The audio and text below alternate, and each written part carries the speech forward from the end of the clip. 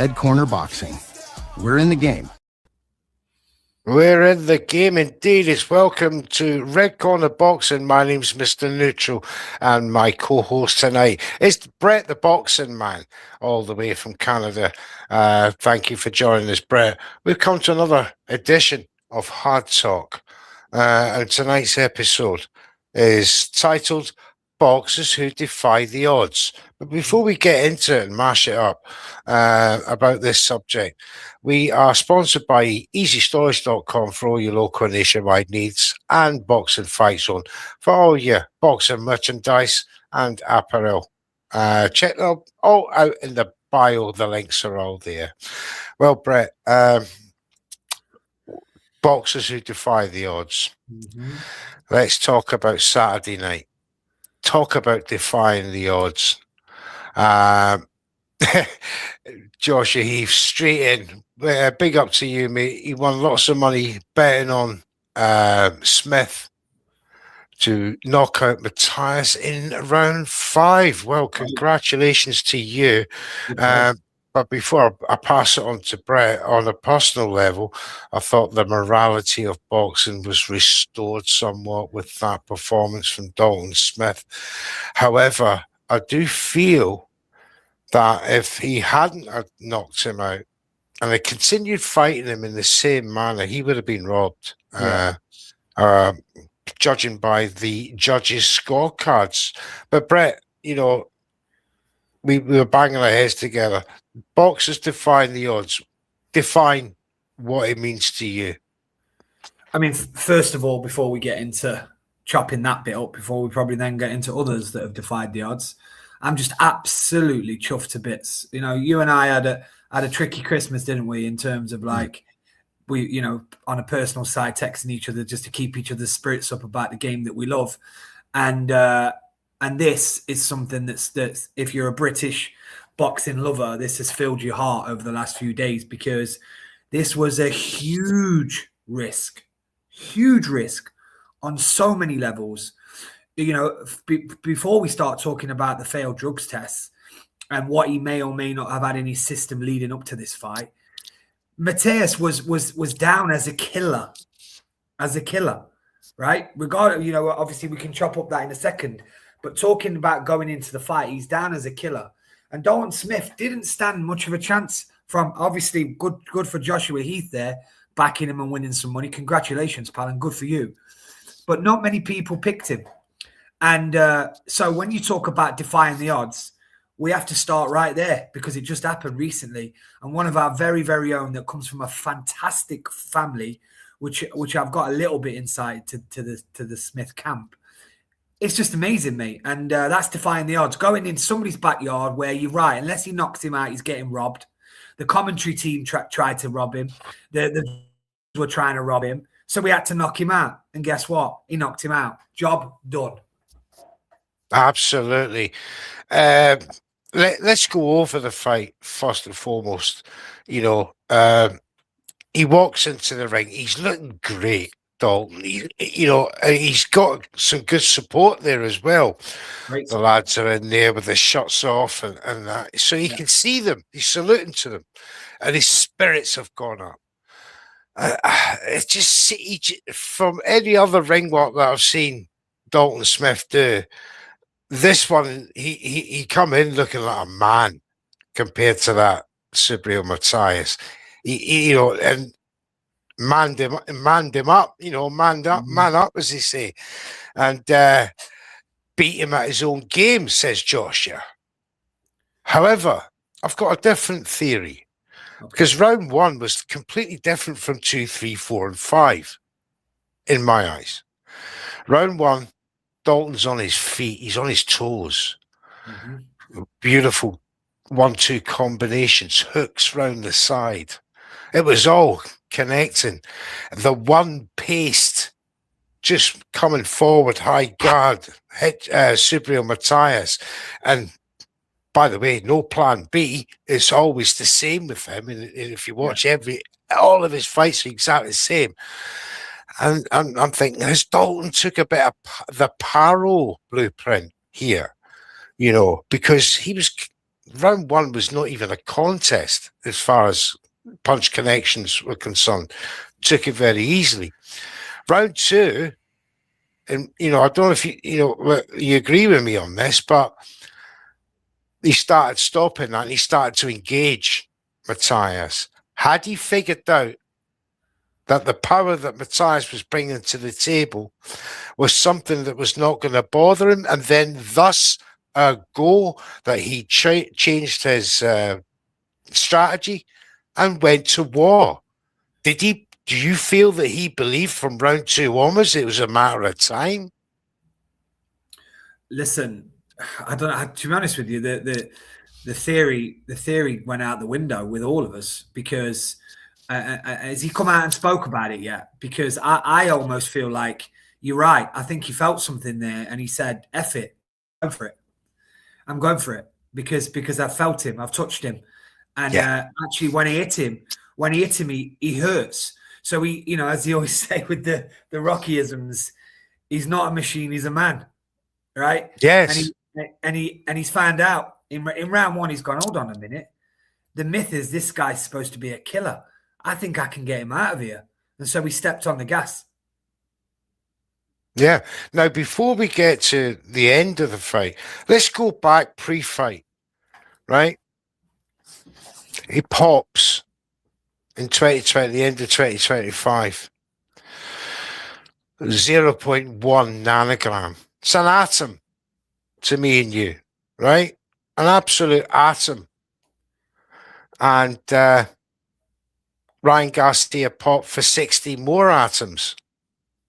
I don't care if there's one atom, 60 or 5 million. It's in your system. And America is the only country in boxing in the world that has a Austerine tolerance level within its state commissions, because those state commissions all allow it, according to a source of mine. NYSEC, CSEC from California, Nevada State Athletic Commission, Texas Athletic State Commission. All of these wonderful state commissions all have an Austerine tolerance level, which for me just is an open door for cheating, because they can cycle off. And even if there's 0.1 nanogram in your system, you're given a pass. As hastily backed up by the WBC, you seem to think that the three-man commission, that's Suleiman, his brother, and his uncle, that, round table commission, believe that their investigation, which I'm sure was extensive, Brett, cleared Subriel Matthias, even to the point of labeling it as contamination. I wasn't buying that. And I've seen on Twitter, nobody was buying it, because they all went silent. Mm-hmm. Because I come back to the point. If you're going to have a go at Ryan Garcia, you must have a go at Subriel Matthias. Very same state athletic commission, the very same substance, except this guy's got 59 atoms less. He cycled off a little bit more. He cycled off, for sure. Ryan Garcia. And then we had the glove gate. Mm-hmm. He tried to come in with lighter gloves. Yeah. Which the New York State Athletic Commission thankfully saw through and denied him that request for them gloves. Was that the levels of awareness that they had of Dalton Smith's power, do you think? Must have done. They gave him respect, that is for sure. And he obviously, don't forget, he tried to intimidate him as well. I mean, yes. Boxing at that level, mate, as you know, what does a stare off mean? It means nothing at that level. Like if you look away first, oh, you've got him. Nah, not at that level, right? They can look at the fucking shoes. It don't matter. Like it at that level, it does not. He can be bored. He can be bored of him. Yeah, but he tried to intimidate him. And all I can say, mate, with this one is we could have been talking about this. Let's not go down the extreme route, but just say Matthias knocks him out in 5 rounds. He knocks him out in 5 rounds. Yeah. All we're talking about is the failed drugs test. Right? Yeah. But right now, do you know what we're doing? And rightly so. We're talking about Dalton Smith defying the odds. Yeah. It was all stacked against him. Everything was stacked against him. And whether he's on PEDs, whether he's not, Dalton Smith knocked him out and is the world champion. And he's one of our own, and he's to be proud of, because he had no right. Everything was against him, and he had no right, and he did it, mate. And as a country, let's focus in on that, because he knocked him out. He knocked him out. Now, the fight going into round 5, once again, I've always felt that it was only a matter of time before Dalton tagged him, and he did. The first punch that I saw in that sequence was not one of the 2 combinations, then a final right hand to put down Matthias, but it was a short check left hook that made the neck go. And I went, oh, here we go, opener, set up, and then that beautiful 1, 2. The picture will come up now as the first punch combination comes in. And then he took his time, he stepped back, and then bang, bang, he does the same thing once again. And Matthias was all over the place at that point. Does he go for the attack? No. The sign of a champion, a discipline, timed it. He waited for him to stand up straight to present that target. Bang, overhand right. For me, it didn't hit him clean. It's sort of a glance off the back of the head sort of thing, as Subaru Matthias was he didn't know where to put himself. Yeah. But as soon as he went down, I went, that's it, game over. You could tell, I've seen too many boxing matches, you could tell when a knockout is coming, when they're on the floor, and, by the picture that we have, he's looking around for his teeth, that Mike Tyson effect. So I knew instantly that was done. And the referee, although he's up at, I think it was 9, the guy didn't know where. The referee's looking at his eyes. He took a good 2 seconds looking at him. He went, nah, you're done. You're cooked. And a wonderful moment, I can imagine, in many a TV screen and, the front room worldwide who are watching that, paid for that on PPV, $41.99. And shame on you, Fresh Promotions. Although you won the pus bid against Matchroom, that was a disgusting PPV.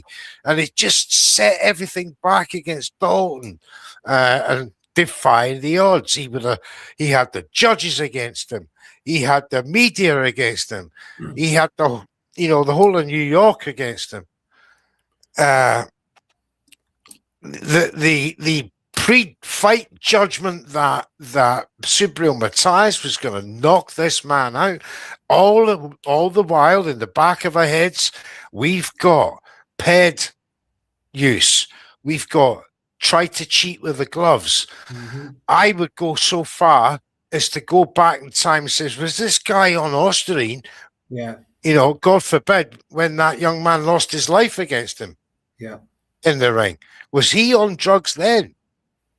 The answers we'll never know, but these are the open door questions that he has presented himself. And it was justice, Brett.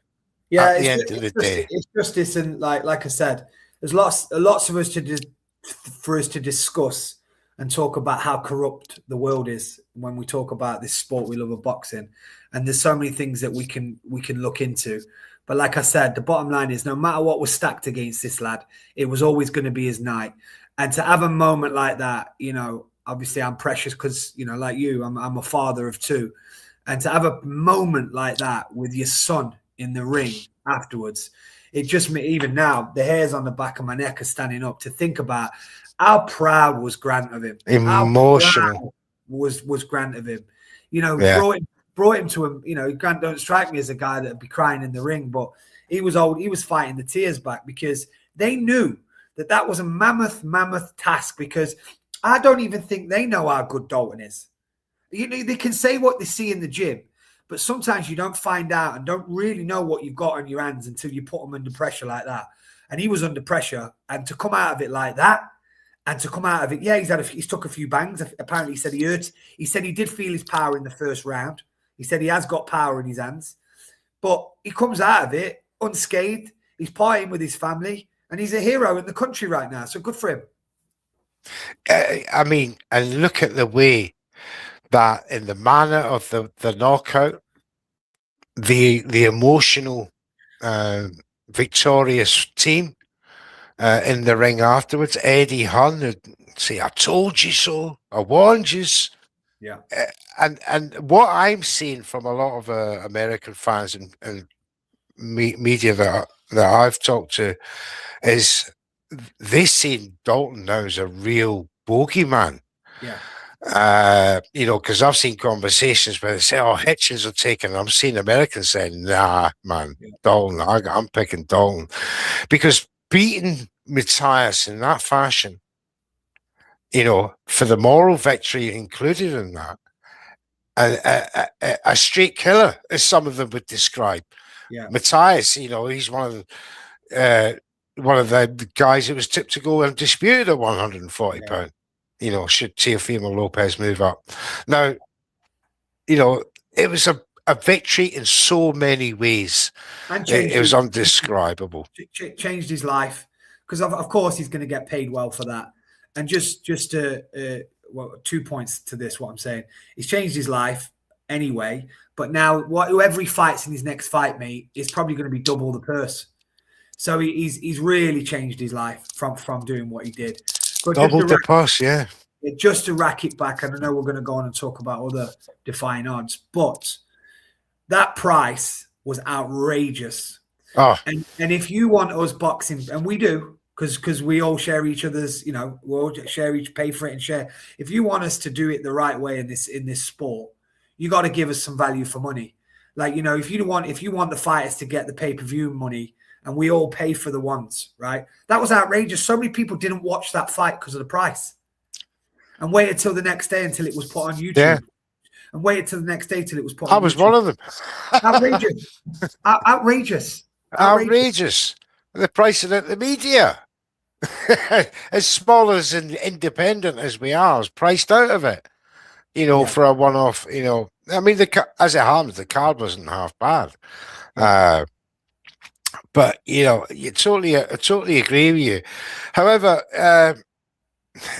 the WBC, you know, and Suleiman put up a great post, you know, about Dalton today, congratulating him, and you know, there's a picture of Dalton looking at the belt, sort of, "I've done it" sort of pose, and look at what it means to him. So he was made up with that. May that be a lesson to some boxers worldwide. Should look at that picture and go, well, maybe belts matter after all. Yeah. You know, but the WBC, I do believe, will do him dirty. Yeah. And then when I say that, as Jams quite rightly pointed out, it will be Alberto Puello next.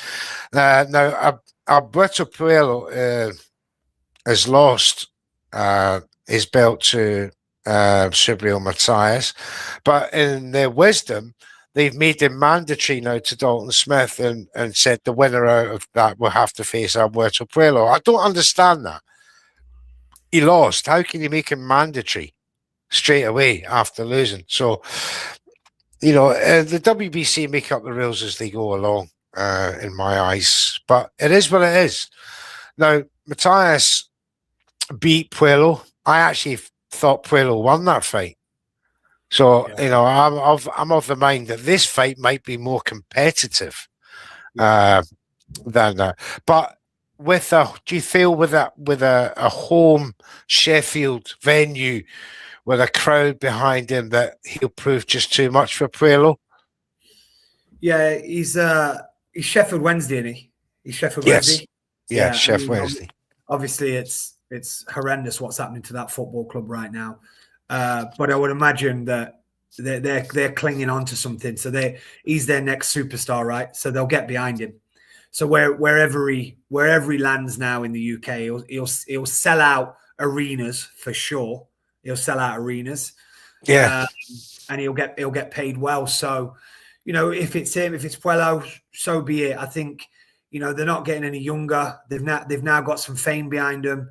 They've defied the odds, as we keep saying, and moving on, because he can't sit still. He can't wait, can he? Basically, he can't No. just sit there and go, I'll wait for this opponent. I'll wait for that opponent. He's got to cash in now. He's got to cash in. I quite agree. I mean, and I've got to have some criticism for Matchroom here, because we saw that card that Fresh Promotions put on. Yes, it was 41.99, but they dropped the ball in my eyes, because of that fight. Had it happened in England and come out as a knockout in round 5 for Dalton Smith, I know the conditions would have been different, but let's put that scenario in England. You know, he only bidded $1.7 million for the fight. He was outbid by Fresh Promotions, so $2.1 million, of which they give Subriel Matthias $1.1 million and $500,000 for Dalton Smith. But the WBC held back 10% of that $2 million, the 200,000 for the winner. So Dalton Smith walked away with $700,000 there last night. You know, give or take a few. But he could have easily have done that, and Matchroom would have made money on that fight, on that card. Right. Let's have it right. Eddie lowballed it because, you know, obviously Eddie's the main man at selling, right? In terms of selling boxes, selling promotions, selling everything, right? He's had Mateus for a while. He knew he was a killer, right? He knew he was a killer. So is it fair to say that it was a decent payday for Dalton, and so he thought he might lose this one, but just get Dalton well paid? So he didn't bid to win it because he didn't actually back him. But obviously in the media, of course, he's going to back him leading up to it. And now he's jumping all over it, saying he's the new greatest star in UK sports. Maybe that's why he lowballed it, mate, because he didn't truly believe that it was worth the investment. But, you know, ultimately, if he had paid for it, like you said, it would have sold out wherever it laid. And you know what? Even the casuals, forget the drug testing, even the casuals knew who Mateus was. Even the casuals, because you know, he was referred to as, you know, Clubber Lang like style from Rocky. I mean, he's this bogeyman that no one wants to go near. So it could have been easily sold, but they dropped the ball. But at the end of the day, you know what they're crying over a couple of $100,000. They're going to make fortunes out of him now, mate. Fortunes. Yeah, but would it put seeds of doubt in Dalton Smith's mind about Matchroom though beforehand, and then having to prove that the way he did, to say to him, like, you know, you should have had my back in the first place. However, he will get at least one guaranteed big PD, even if he doesn't defend his belt and be successful. But I'm pretty sure he will be, because I actually believe now that he is the bogeyman at £140. Yeah. Richardson Hitchens has already sort of swerved him by saying, "Nah, forget Dalton Smith. I want Devin Haney." So, you know, if he's to be getting knocked out, he wants to be getting knocked out by a more famous name than Dalton Smith. But Dalton Smith has made his name now. New York opened its bloody arms to him day after, and look at, he's still there now. They love him. And you know, billboard, flash signs coming up. He's walking the streets. He's shaking the hands of the fans. And he's real now. He's made a massive name for himself. And watch the rankings when they come out next. I'm pretty sure Dalton Smith be taking his pick of his, you know, be looking forward to a nice voluntary defense after maybe dealing with Alberto Puello and maybe unifying. I believe Hitchens has got a fight coming up in February. I can't remember. Was it Alberto Barbosa? I'm not sure. Someone please correct me if I'm wrong there. But, you know, a unification at £140. Imagine Dalton Smith and Teofimo Lopez. That would be a beautiful fight. Lopez has got his own business coming up, I believe, as well. We've got Mario Barrios and Ryan Garcia has been announced today on X. Oscar Duarte, that's it. Yeah. Funny enough, we were speaking to Regis Progrey there before. He wants Oscar Duarte as well, or the winner of that fight, which will be fantastic for him. We wish him the very best in 2026. So we do. But Brett, defying the odds.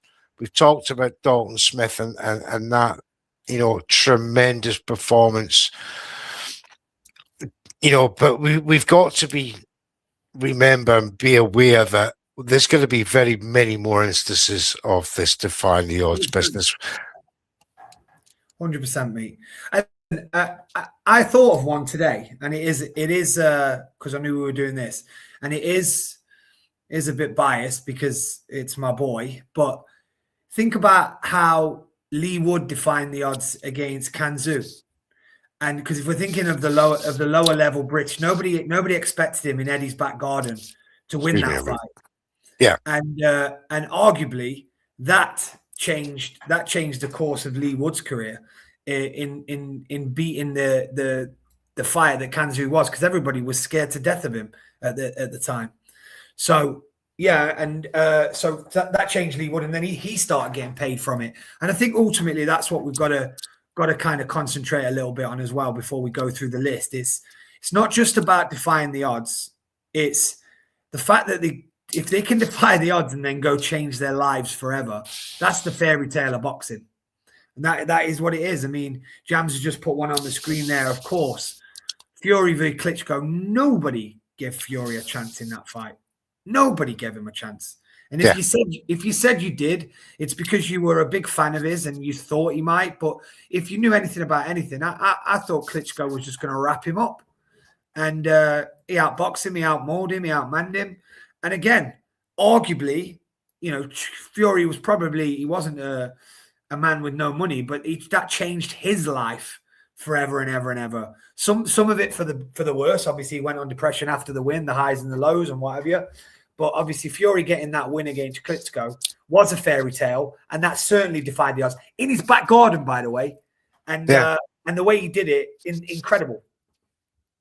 Absolutely, because he was a naturalized German at that point, with hundreds of thousands, millions of fans. Great catch. Absolutely. And as I said, we're going to get many instances more of, of this defying the odds when it comes to, especially, I feel this especially with British boxers. I don't want to get on my soapbox here or anything like that, but it proved to me that the rankings system is more important than ever right now, because, the Dalton Smith story, worked his way up area level, at junior level, area level, at senior level. One had to do it the hard way: English, British, Commonwealth, European, interim, and then full champion. But he climbed his way up the ranks, and and when you see other boxers getting layups, from maybe divisions below, and all of a sudden they're fighting for title fights, it puts into perspective that hard work to get to that level, and then only to be disappointed by the powers that be. Yeah, 100%, mate. I mean, like we're rightly saying, the ranking system is very important for these people to get their opportunity and their chance. I mean, I think we're doing a part one here, and so we won't go through all the obvious ones, but it'd be nice, mate, at some point to maybe go back down memory lane and relive some of the bigger ones. But what a shout! Jams has obviously come up with two great shouts there, but what a shout that is! Kell Brook against Sean Porter, and that was an absolute clinic from Kell. Clinic. Best he's ever boxed. Oh my days! It was a clinic, and obviously, from that he had that incident in Tenerife. After that kind of thwarted him a little bit, because he was on top of the world at that point, and Porter was a live man at that point, wasn't he? Yes, he's still a young man.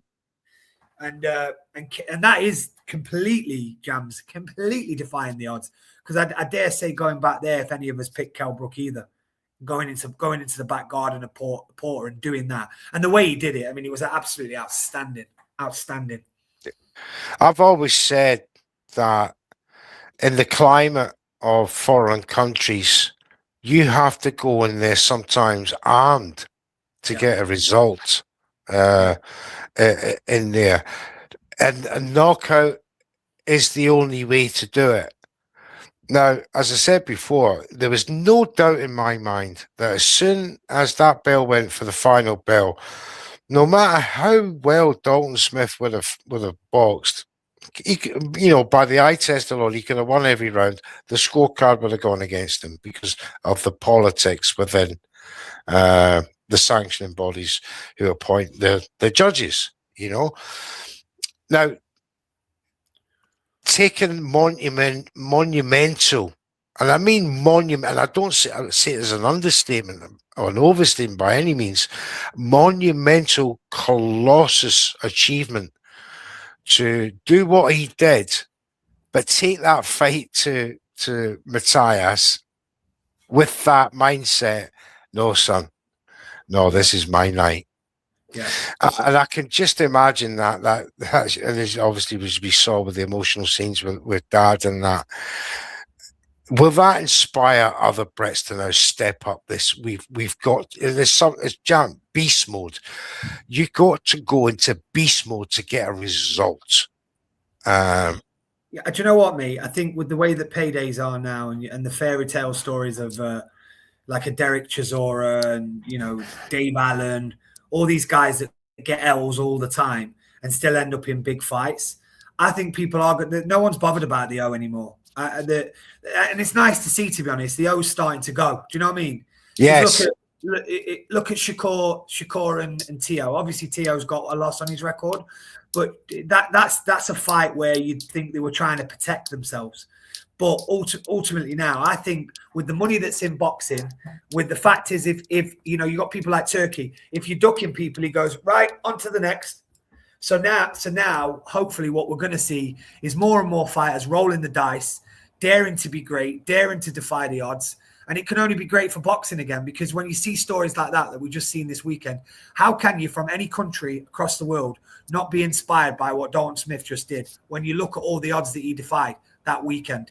Every single one of multiple odds. As I said before, ranging from the media to the judges to the fighter himself, Matthias. He was a come forward pressure fighter.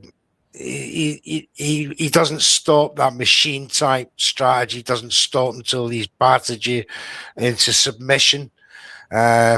Obviously, very dangerous boxer.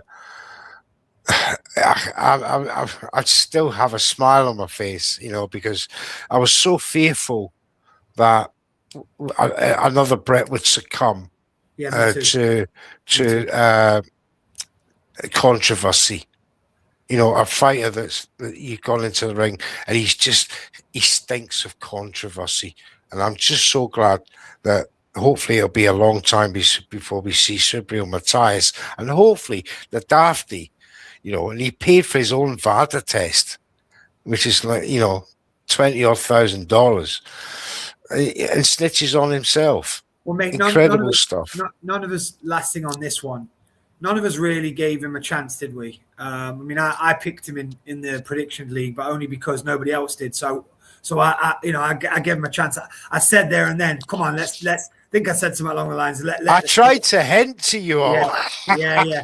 Let's dare to be great, as I think I said something. But if we could rewind it, mate, here's a question for you. Yeah. Because none of us really gave him a chance, right? Yeah. If we'd have thought, hindsight's a great thing, would more of us have paid $41 if we'd have knew we'd have got that? Good question. Do you know where I'm going? Great question. Like, because I think a lot of us thought he was going to get put out later on in the fight.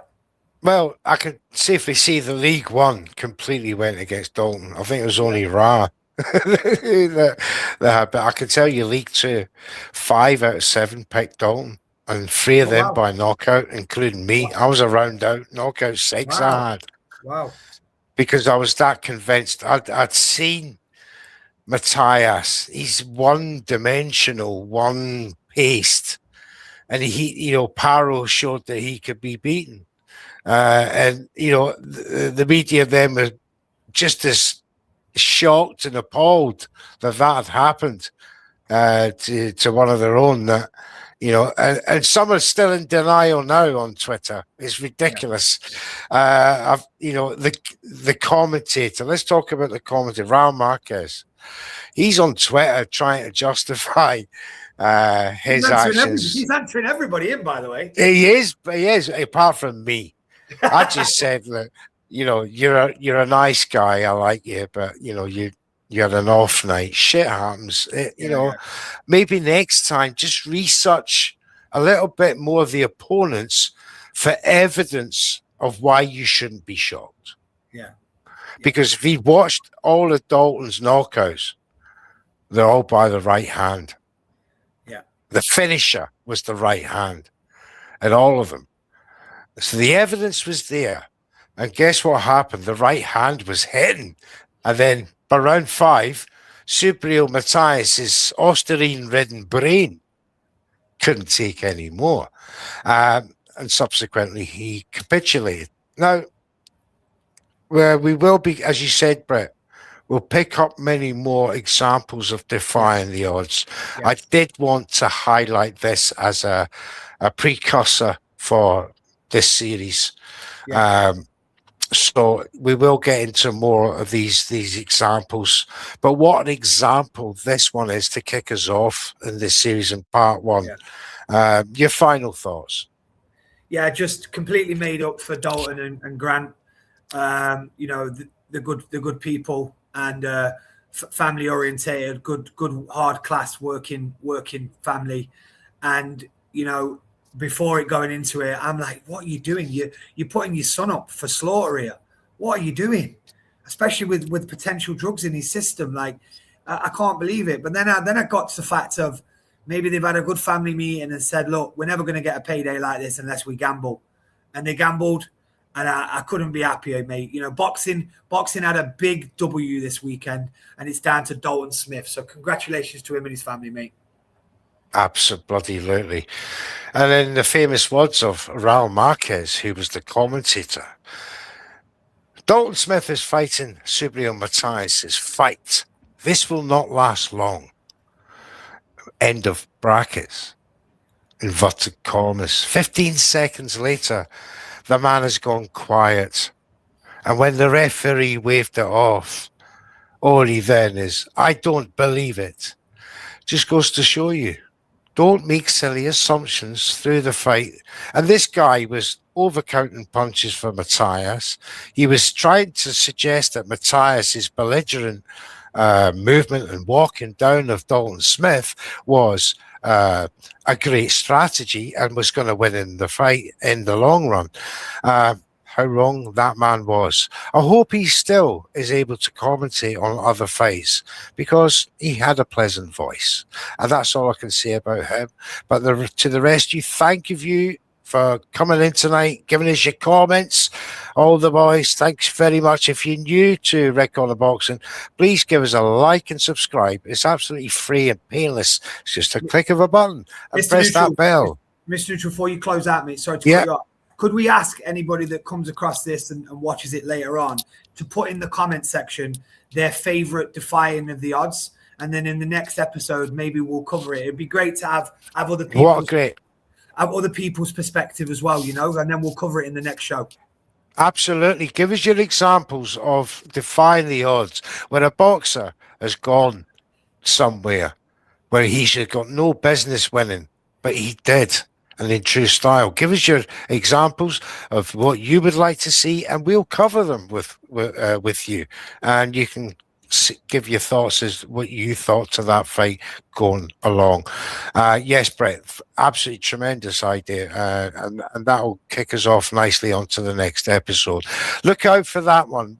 I don't know what day we're going to do it. We're going to get our heads together. Episode 2 will be out next week sometime, but keep an eye out on the notifications for that will come up. That's why you got to press that like and subscribe. You don't want to miss these kind of programs. It's great stuff. Yes, so that's the end of episode 1. This show was sponsored by EasyStorage.com and Boxing Fight Zone, our proud partners. We thank them, we thank the audience, and we thank you watching at home.